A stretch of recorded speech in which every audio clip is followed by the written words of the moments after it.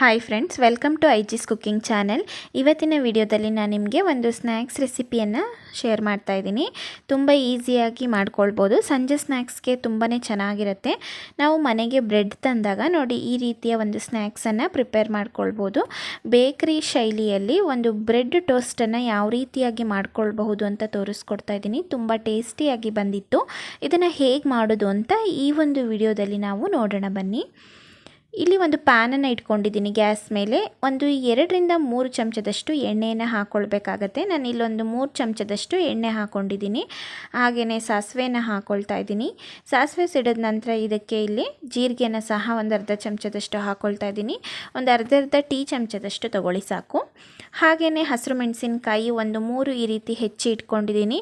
ಹಸಿರು ಮೆಣಸಿನಕಾಯಿನ ಚೆನ್ನಾಗಿ ರೋಸ್ಟ್ ಮಾಡ್ಕೊಳ್ಬೇಕು ಎಣ್ಣೆಯಲ್ಲಿ, ಯಾಕಂದರೆ ಖಾರ ಅಂತ ಅನ್ನಿಸ್ಬಿಡುತ್ತೆ. ಹಾಗಾಗಿ ಇದು ನೀಟಾಗಿ ರೋಸ್ಟ್ ಆಗಬೇಕು. ಅಲ್ಲಿ ತನಕ ಬೇರೆ ಏನನ್ನು ಆ್ಯಡ್ ಮಾಡಿಬಿಡಿ. ನೋಡಿ ಈ ರೀತಿ ಚೆನ್ನಾಗಿ ರೋಸ್ಟ್ ಆಗಿದೆ ಮೆಣಸಿನಕಾಯಿ. ನಂತರ ಇದಕ್ಕೆ ನಾನಿಲ್ಲಿ ಒಂದು ಈರುಳ್ಳಿಯನ್ನು ಚಿಕ್ಕದಾಗಿ ಕಟ್ ಮಾಡಿ ಹಾಕ್ಕೊಳ್ತಾ ಇದ್ದೀನಿ.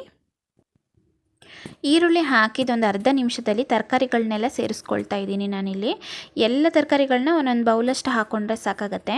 ನೋಡಿ ಇಲ್ಲಿ ನಾನು ಕ್ಯಾಪ್ಸಿಕಮ್ ತೊಗೊಂಡಿದ್ದೀನಿ, ಹಾಗೆಯೇ ಕ್ಯಾರೆಟ್ ತುರಿಯನ್ನು ತೊಗೊಂಡಿದ್ದೀನಿ, ಹಾಗೆ ಎಲೆಕೋಸನ್ನು ತೊಗೊಂಡಿದ್ದೀನಿ, ಹಾಗೆ ಹಸಿ ಬಟಾಣಿಯನ್ನು ತೊಗೊಂಡಿದ್ದೀನಿ. ಎಲ್ಲದನ್ನು ನೋಡಿ ಈಗ ಈರುಳ್ಳಿ ಒಳಗಡೆ ಹಾಕ್ಕೊಳ್ತಾ ಇದ್ದೀನಿ ನಾನು. ನಿಮಗೆ ಎಷ್ಟು ಕ್ವಾಂಟಿಟಿಯಲ್ಲಿ ಮಾಡ್ಕೊತೀರಾ ನೋಡ್ಕೊಂಡು ತೊಗೊಳ್ಳಿ. ನಾನು ಕೋಸನ್ನು ಒಂದು 1/4 ಕೋಸನ್ನು ಈ ರೀತಿ ಚಿಕ್ಕದಾಗಿ ಹೆಚ್ಕೊಂಡು ತೊಗೊಂಡಿದ್ದೀನಿ. ಕೋಸಿನ ಪ್ರಮಾಣ ಸಾಕು, ಆದರೆ ಎಲ್ಲ ತರಕಾರಿಗಳಿಗಿಂತ ಜಾಸ್ತಿ ಕೋಸಿನ ಪ್ರಮಾಣ ಜಾಸ್ತಿ ಇದ್ದರೆ ಟೇಸ್ಟ್ ಚೆನ್ನಾಗಿರುತ್ತೆ. ನೋಡಿಕೊಂಡು ಹಾಕ್ಕೊಳ್ಳಿ. ಆದಷ್ಟು ಚಿಕ್ಕದಾಗಿ ಕಟ್ ಮಾಡ್ಕೊಳ್ಳಿ, ಚೆನ್ನಾಗಿರುತ್ತೆ ತಿನ್ನುವಾಗ. ಹಾಗೆಯೇ ಕ್ಯಾರೆಟನ್ನು ತುರಿದು ಹಾಕ್ಕೊಳ್ಳಿ. ನೋಡಿ ಈಗ ಇದನ್ನು ಚೆನ್ನಾಗಿ ಮಿಕ್ಸ್ ಮಾಡ್ಕೊಳ್ಳೋಣ ಈ ರೀತಿಯಲ್ಲಿ. ಈ ಎಲ್ಲ ತರಕಾರಿಗಳು ನಾನೇನು ತೊಗೊಂಡಿದ್ದೀನಿ ಅದು ತುಂಬ ಬೇಗ ಕುಕ್ ಆಗೋ ಅಂಥದ್ದು. ಒಂದು 5-6 ನಿಮಿಷಗಳ ಕಾಲ ನಾನು ಇದನ್ನು ಬೇಯಿಸ್ಕೊಂಡಿದ್ದೀನಿ. ಲಿಡ್ ಕ್ಲೋಸ್ ಮಾಡಿಕೊಂಡು ಬೇಯಿಸ್ಕೊಳ್ಬೇಕಾಗತ್ತೆ. ಹಾಗೆಯೇ ಇದಕ್ಕೆ ಟೊಮೆಟೊನ ನೋಡಿ ಈಗ ಸೇರಿಸ್ಕೊಳ್ತಾ ಇದ್ದೀನಿ. ನಾನು ಒಂದು ಹಣ್ಣಾಗಿರೋಂಥ ಟೊಮೆಟೊನ ತೊಗೊಂಡಿದ್ದೀನಿ. ಹಾಗೆಯೇ ಇದರೊಟ್ಟಿಗೆ ಅರಿಶಿನ ಒಂದು 1/4 ಚಮಚದಷ್ಟು ಹಾಕ್ಕೊಳ್ತಾ ಇದ್ದೀನಿ. ಹಾಗೆಯೇ 1 ಟೀ ಚಮಚದಷ್ಟು ಉಪ್ಪನ್ನು ಸಹ ಸೇರಿಸ್ಕೊಳ್ತಾ ಇದ್ದೀನಿ ತರಕಾರಿಗಳಿಗೆ. ಈಗ ಇದನ್ನು ಚೆನ್ನಾಗಿ ಒಂದು ಸರಿ ಮಿಕ್ಸ್ ಮಾಡ್ಕೊಳ್ಳೋಣ. ತುಂಬ ಟೇಸ್ಟಿಯಾಗಿ ಬಂದಿರುತ್ತೆ. ಈಗ ಏನು ಹೇಳ್ಕೊಡ್ತಿದ್ದೀನಿ ಇದೇ ವಿಧಾನದಲ್ಲಿ ಮಾಡಿ. ತರಕಾರಿಗಳನ್ನ ಹೆಚ್ಚು ಬೇಯಿಸ್ಕೊಳ್ಳೋದು ಬೇಡ. ಒಂದು 5-6 ನಿಮಿಷಗಳ ಕಾಲ ಚೆನ್ನಾಗಿ ಲಿಡ್ ಕ್ಲೋಸ್ ಮಾಡಿಕೊಂಡು ಬೇಯಿಸ್ಕೊಂಡ್ರೆ ಸಾಕಾಗತ್ತೆ. ನೋಡಿ ಒಂದು ಸರಿ ಎಲ್ಲ ಈ ರೀತಿ ಚೆನ್ನಾಗಿ ಮಿಕ್ಸ್ ಮಾಡ್ಕೊಳ್ತಾ ಇದ್ದೀನಿ. ಉಪ್ಪು ಅರಿಶಿನ ಎಲ್ಲ ಹಾಕಿದ ನಂತರ ನೋಡಿ ಈಗ ಲಿಡ್ ಕ್ಲೋಸ್ ಮಾಡಿಕೊಂಡು ಒಂದು 5-6 ನಿಮಿಷ ಬೇಯಿಸ್ಕೊಳ್ಳೋಣ. ಈಗ ಒಂದು 5-6 ನಿಮಿಷ ಬೇಯಿಸ್ಕೊಂಡಾದ ನಂತರ ನೋಡಿ ಈ ರೀತಿ ಇನ್ನೊಂದು ಸರಿ ಚೆನ್ನಾಗಿ ಮಿಕ್ಸ್ ಮಾಡ್ಕೊಳ್ತಾ ಇದ್ದೀನಿ. ತರಕಾರಿಗಳೆಲ್ಲ ಚೆನ್ನಾಗಿ ಬೆಂದಿದೆ. ಈಗ ಇದಕ್ಕೆ ಚಾಟ್ ಮಸಾಲ 1 ಚಮಚದಷ್ಟು ಹಾಕ್ಕೊಳ್ತಾ ಇದ್ದೀನಿ. 1 ಟೀ ಚಮಚದಷ್ಟು ಚಾಟ್ ಮಸಾಲ ಯೂಸ್ ಮಾಡ್ಕೊಂಡಿದ್ದೀನಿ. ಹಾಗೆಯೇ ಒಂದು ಅರ್ಧ ಟೀ ಚಮಚದಷ್ಟು ಅಚ್ಚ ಖಾರದ ಪುಡಿಯನ್ನು ಯೂಸ್ ಮಾಡ್ಕೊಳ್ತಾ ಇದ್ದೀನಿ.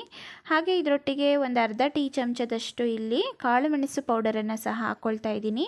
ಸಾಸು 1.5 ಟೀ ಚಮಚದಷ್ಟು ತೊಗೊಳ್ತಾ ಇದ್ದೀನಿ. ಇಲ್ಲಿ ಸಾಸು ಇದ್ದರೆ ಉಪಯೋಗಿಸ್ಕೊಳ್ಳಿ, ಸಾಸ್ ಇಲ್ಲ ಅಂದರೆ ಉಪಯೋಗಿಸೋ ಅವಶ್ಯಕತೆ ಇಲ್ಲ. ಹಾಗೇನೂ ಮಾಡ್ಕೊಳ್ಬಹುದು, ಟೇಸ್ಟಿಯಾಗಿ ಬರುತ್ತೆ. ಇಷ್ಟೇ ಟೇಸ್ಟಿಯಾಗಿ ಬರುತ್ತೆ.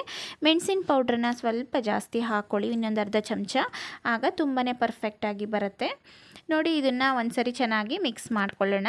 ಇದು ಮಿಕ್ಸ್ ಮಾಡಿದ ನಂತರ 1 ನಿಮಿಷಗಳ ಕಾಲ ಚೆನ್ನಾಗಿ ನಾವು ಕೈ ಆಡಿಸ್ಕೊಂಡು ಇದನ್ನು ಕುಕ್ ಮಾಡ್ಕೊಳ್ಬೇಕಾಗತ್ತೆ. ನೋಡಿ 1 ಬೌಲಷ್ಟು ಇಲ್ಲಿ ಕೊತ್ತಂಬರಿ ಸೊಪ್ಪನ್ನು ಸಹ ಸೇರಿಸ್ಕೊಂಡು ಮಿಕ್ಸ್ ಮಾಡ್ಕೊಳ್ತಾ ಇದ್ದೀನಿ. ತುಂಬ ಟೇಸ್ಟಿಯಾಗಿ ಬಂದಿತ್ತು. ಇದೇ ವಿಧಾನದಲ್ಲಿ ಟ್ರೈ ಮಾಡ್ಕೊಳ್ಳಿ. ತರಕಾರಿಗಳನ್ನ ತುಂಬ ಬೇಯಿಸ್ಕೊಳ್ಬಾರ್ದು. ಇದನ್ನು ಮಾಡುವಾಗ ನಾವು ಒಂದು 80% ಅಷ್ಟು ಕುಕ್ ಮಾಡಿಕೊಂಡ್ರೆ ಸಾಕಾಗತ್ತೆ.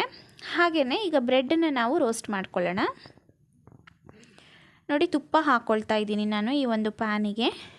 ಬಟರ್ ಇದ್ದರೆ ಬಟರ್ನ ಯೂಸ್ ಮಾಡ್ಕೊಳ್ಳಿ. ತುಪ್ಪ ಹಾಕ್ಕೊಂಡು ನೋಡಿ ಬ್ರೆಡ್ನ ಈ ರೀತಿ ನಾನು ರೋಸ್ಟ್ ಮಾಡ್ಕೊಳ್ತಾ ಇದ್ದೀನಿ. ತಿರುಗಿಸಿ ಹಾಕ್ಕೊಳ್ಬೇಕು, ಹಾಗೆ ಬಿಟ್ಟರೆ ಕಪ್ಪಗಾಗತ್ತೆ. ನೋಡಿ ಮೀಡಿಯಮ್ ಫ್ಲೇಮಲ್ಲಿ ಗ್ಯಾಸ್ನ ಇಟ್ಕೊಂಡು ನೋಡಿ ಈ ರೀತಿಯಾಗಿ ತಿರುಗಿಸಿ ಹಾಕ್ಕೊಂಡು 1-2 ಸರಿ ತಿರುಗಿಸಿ ಹಾಕ್ಕೊಳ್ಳಿ, ಆಗ ಪರ್ಫೆಕ್ಟಾಗಿ ಆಗುತ್ತೆ. ತುಂಬ ಕಪ್ಪಾಗೋ ತನಕ ಬಿಡಬೇಡಿ, ಚೆನ್ನಾಗಾಗೋದಿಲ್ಲ. ನೋಡಿ ಈಗ ಇದು ರೆಡಿ ಇದೆ. ನೋಡಿ ಈ ರೀತಿ ಮಾಡ್ಕೊಳ್ತಾ ಇದ್ದೀನಿ. ಜಾಸ್ತಿ ತುಪ್ಪ ಅಥವಾ ಬೆಣ್ಣೆ ಬೇಕು ಅಂದರೆ ಯೂಸ್ ಮಾಡ್ಕೊಳ್ಳಿ ಫ್ರೆಂಡ್ಸ್, ತುಂಬ ಚೆನ್ನಾಗಿರುತ್ತೆ. ನನಗೆ ಇಷ್ಟು ರೋಸ್ಟು ಸಾಕು ಅಂತ ಅನ್ನಿಸ್ತಿದೆ. ಈಗ ನೋಡಿ ತೆಗಿತಾ ಇದ್ದೀನಿ. ನೋಡಿ ಈಗ ಎಲ್ಲ ತೆಗೆದ ನಂತರ ಇದಕ್ಕೆ ನಾವು ಮಾಡಿಟ್ಕೊಂಡಿದ್ದಂತಹ ತರಕಾರಿ ಮಿಶ್ರಣ ಏನಿತ್ತು ಅದನ್ನು ಮೇಲ್ಗಡೆಯಿಂದ ಹಾಕಬೇಕು. ಆಗ ನಮಗೆ ಬ್ರೆಡ್ ಟೋಸ್ಟು ರೆಡಿ ಆಗುತ್ತೆ. ನೋಡಿ ನಾನೀಗ ಬ್ರೆಡ್ಗಳನ್ನ ಇಟ್ಕೊಳ್ತಾ ಇದ್ದೀನಿ.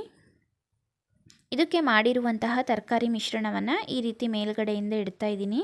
ತುಂಬ ಈಸಿಯಾಗಿ ನಾವು ಬೇಕ್ರಿ ಶೈಲಿಯಲ್ಲಿ ಮನೆಯಲ್ಲೇ ಮಾಡಿಕೊಂಡು ತಿನ್ನಬಹುದು. ಈ ಒಂದು ಬ್ರೆಡ್ ಟೋಸ್ಟನ್ನು ತುಂಬ ಟೇಸ್ಟಿಯಾಗಿರುತ್ತೆ. ಖಂಡಿತ ನೀವು ಇದೇ ವಿಧಾನದಲ್ಲಿ ಮನೆಯಲ್ಲಿ ಟ್ರೈ ಮಾಡ್ಕೊಳ್ಳಿ ಫ್ರೆಂಡ್ಸ್, ತುಂಬಾ ಪರ್ಫೆಕ್ಟಾಗಿ ಚೆನ್ನಾಗಿ ಬರುತ್ತೆ. ನೋಡಿ, ಈಗ ನಾನು ಇದನ್ನು ಈಸಿಯಾಗಿ ರೆಡಿ ಮಾಡಿಕೊಂಡೆ ಮನೆಯಲ್ಲೇ. ಸಂಜೆ ಸ್ನ್ಯಾಕ್ಸಿಗೆ ಮಾಡಿಕೊಟ್ರೆ ಮಕ್ಕಳಂತೂ ತುಂಬಾ ಇಷ್ಟಪಟ್ಟು ತಿಂತಾರೆ. ಇದು ಮಕ್ಕಳಿಗೆ ಅಂತಲೇ ಅಲ್ಲ, ದೊಡ್ಡವರಿಗೂ ಸಹ ತುಂಬ ಇಷ್ಟ ಆಗುವಂತಹ ಒಂದು ರೆಸಿಪಿ ಅಂತಲೇ ಹೇಳ್ಬೋದು. ನೋಡಿ, ಇದನ್ನು ಮೇಲ್ಗಡೆ ಬೇಕು ಅಂದರೆ ಈ ರೀತಿ ಇನ್ನೊಂದು ಪೀಸ್ ಬ್ರೆಡ್ಡನ್ನು ಇಟ್ಕೊಂಡು ನಾವು ಈ ಟೋಸ್ಟನ್ನು ಸವಿಬೋದು. ತುಂಬಾ ಚೆನ್ನಾಗಿರುತ್ತೆ. ಖಂಡಿತ ಮನೇಲಿ ಒಂದು ಸತಿ ಟ್ರೈ ಮಾಡಿ ಫ್ರೆಂಡ್ಸ್, ನೋಡಿದ್ರೇ ತಿನ್ನಬೇಕು ಅಂತ ಅನ್ನಿಸ್ತಿದೆ, ಅಷ್ಟು ಚೆನ್ನಾಗಿ ಬಂದಿತ್ತು. ನೀವು ಸಹ ಮನೆಯಲ್ಲಿ ಟ್ರೈ ಮಾಡಿ ಹೇಗೆ ಬಂತು ಅಂತ ನಿಮ್ಮ ಅನಿಸಿಕೆ ಅಭಿಪ್ರಾಯಗಳನ್ನು ನನಗೆ ಕಾಮೆಂಟ್ ಬಾಕ್ಸಲ್ಲಿ ತಿಳಿಸಿ. ಹಾಗೆ ನಾನು ಮಾಡ್ತಿರೋಂತಹ ವಿಡಿಯೋಗಳು ನಿಮಗೆ ಇಷ್ಟ ಆಗ್ತಿದ್ರೆ ವಿಡಿಯೋವನ್ನು ಲೈಕ್ ಮಾಡಿ, ಚಾನಲ್ನ ಸಬ್ಸ್ಕ್ರೈಬ್ ಮಾಡಿಕೊಂಡು ಸಪೋರ್ಟ್ ಮಾಡಿ. Thank you.